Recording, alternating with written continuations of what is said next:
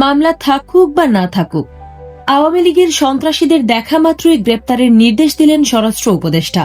আর এই আদেশ অমান্য করলে খোদ পুলিশের বিরুদ্ধেই নেওয়া হবে কঠোর ব্যবস্থা।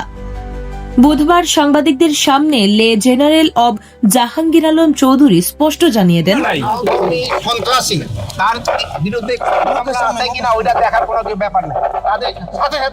সন্ত্রাসী কর্মকাণ্ডে জড়িতদের কোনো ছাড় নেই এবং তাদের আইনের আওতায় আনতেই এই চূড়ান্ত পদক্ষেপ।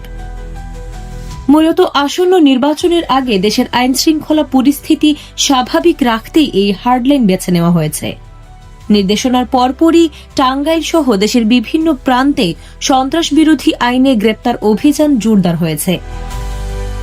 একদিকে ছাত্র সমাজের দাবি মেনে এই চিরুনি অভিযান, অন্যদিকে পুলিশের ওপর কঠোর চাপ। সব মিলিয়ে এই সিদ্ধান্ত কি সন্ত্রাস দমনে সফল হবে, নাকি এর প্রভাবে রাজনীতির মাঠ আরো উত্তপ্ত হবে? আপনার মতামত কমেন্টে জানান।